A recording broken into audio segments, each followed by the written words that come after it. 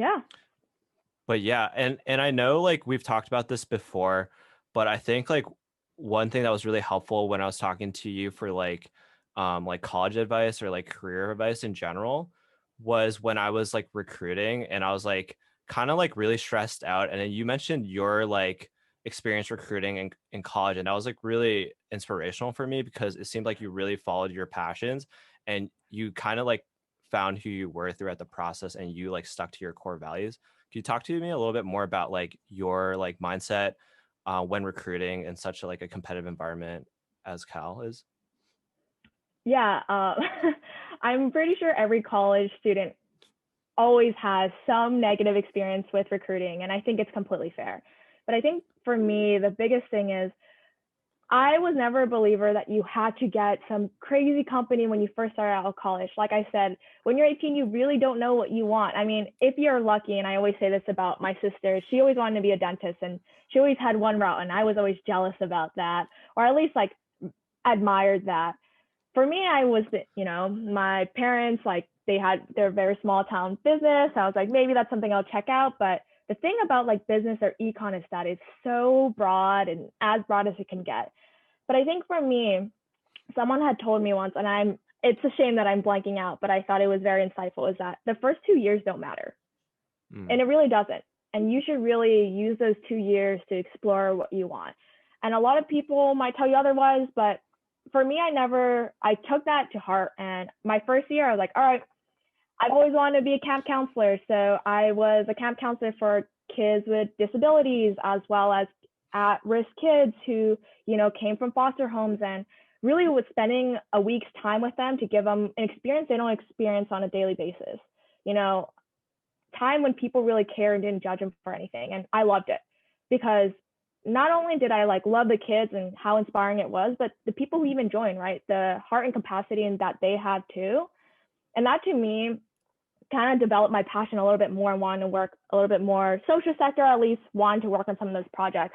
So the following year, I was thinking, everyone kind of tells me that they know what like how on a like poverty or even just like wanting to do something, but no one really just like pulls the trigger for anything else. So for me, I knew that I had grown up in a suburban neighborhood and I didn't know anything. You never know anything when I grew up within LA. My parents took care of me. Like I never really had to hold like a second job when I was in education. I think that's so phenomenally privileged of myself to kind of focus on studying and being able to grow myself a Mhm. lot more versus some other people who don't have that fortunate experience. And so I traveled abroad to Ghana one summer because I wanted to learn. I wanted to see something that was really different. And if anything, I learned so much more for them. I went in and I knew I wasn't going to change anyone's life, but Mhm. I wanted to see like if I can help them and give them any hand, but I wanted to learn from them. And what was most inspiring about that experience and what it taught me is that first, why we pay taxes in terms of fixing our roads and stuff, but kind of how these places that people kind of fetishize as poverty and kind of thinking of how people must be unhappy. But the weird thing is that they were really happy. Life was Mm. simpler in different ways. And if anything, they were really intelligent. I still remember this kid that I had just taken a picture of or just like recorded with. And it had been a month. And a month later, he saw me again and he came up. He's like, Madam, like, remember me? Like, I wore this t shirt and you took a picture of my shirt. And I was like, oh my God, this kid still remembers me a month later. Like, his memory must be pretty fast. And I just think if he had the same opportunity as me and just having the luck of the draw to be born in America, I can't even imagine what he could accomplish. And I think that one like drove me to kind of want to push towards more equity or at least like work on certain things like that. And to also recognize that I am so lucky to be in the position that I am. But those are my first 2 years. So I think Yeah. naturally what you might think is, okay, like what that set me back from the recruitment mindset. Junior year, how would you fare against all these other kids who already had internship at very shiny places? And here I am with two random experiences on my like resume. Like, what does it say? But if anything, I think it helped me craft a so much better story that I had more passions, I had more interest out of it, and I actually got to enjoy my summers. And I'm not saying that, you know, people don't enjoy their summers at internships. It's just that I got to actually do something I really wanted without like guilt. And through the first recruitment cycle, I won't lie, it was quite horrible for me in a sense that I've never done it. I don't think recruiting is a natural skill at all. I think it's something that you build over time. I was very awkward in so many aspects, but I think it comes down to a numbers game. You can prep as much and you can do all that stuff, but I think at the end of the day, like I'm sure like plenty of people get depressed because it's like, who is this person to determine your worth within like a 30-minute span? Like you are so much more as a complex person. And I think once I figured out that the kids who got the job weren't necessarily so much better than me. There's so much luck that plays into it, and they're only marginally better. And you might have just had a bad day, or you might have just like knock on the head start on something, but you're very capable. And I think when I start having that mindset that like, you know, these kids aren't 10 times better than me. They had gone lucky, or they are just marginally better, and I just have to practice enough. Then I think I started enjoying my interviewing skills a little bit more because you're more willing. And I think another thing is that you're not interviewing for the spot too, you're interviewing the person interviewing you. And do you want to work with someone who doesn't treat you right? That just says so much more about their culture.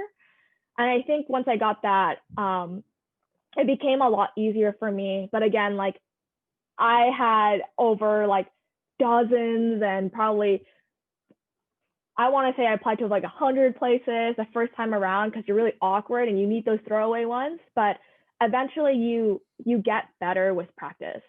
So that's my junior year. I think I got lucky enough that, you know, as Ethan mentioned, I like had my place with Amazon, and I think it was a great place to work at.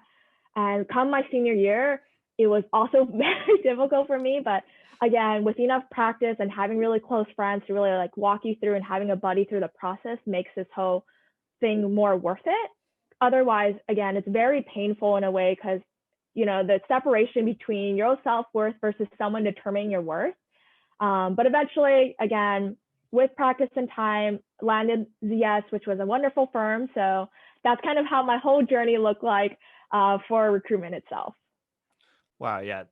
I think that's super, super comforting for like a lot of students who might be recruiting in their early years. I know like there's a culture at Cal where you can see like in the classroom, like people like talk about, or hear rather, from people in the classroom always talk about internships. I remember I went to a party with like TBG and like a few other consulting clubs. And I met this new guy and I was like, hey, what's up? First conversation starter was, where are you interning next summer? Oh, yikes. And I literally was like, what? And he was like, yeah, I'm interning at Amazon. I was like, wow, that's super cool. Like, that's a great company. And then I said like, oh, I'm working at like arts and crafts, you know, like company or whatever. And then he laughed it off and it made me sad. But like I feel like that was like one experience. I don't think it's true for like most of Berkeley, but there are like those examples that can be discouraging when you're recruiting. And I think it's important to like, you know, understand your self-worth and just not get down on some things that are out of your control, frankly. So yeah, that was super comforting. Like you said the same thing when I was like recruiting, which was super helpful. Yeah. And I'll say one thing. I always thought it was funny when people's job became their personalities, but I think if anything, that's just someone you don't want to hang out with. It doesn't seem interesting to hang out with them. And at the end of the day, I always think like people are more dynamic. I never try to tell anyone where I work or where I went to school, or I just think it's never a good proxy to determine like someone's personality. So I agree. I ask them like what they like to do, and then we talk about that from like music to hiking. And I think that makes someone a lot more fascinating than where do you work? I don't know, but that just says more about him and who you want to hang out with. But I won't be naive to say that like what probably made it easier for me. I still think like there's certain levers that jobs have, especially in business, is like, you know, having a decent GPA when you go into a recruitment cycle, because that's more of a metric that you can determine. And I think from a lot of places, even recruitment, people have told me that that's a better proxy than just kind of some internship. They know it's not completely real for your first 2 internships, but being able to tell a good story about yourself is even more important. And I think, if anything, like sometimes business is just, people just perpetuate the culture in a way because it's already built and it's easy to conversate with someone. And I think it's a lot harder when you try to ask people what they do or who they are. It's just like opening about themselves and vulnerability is not something like some people like. So maybe it's just a crutch.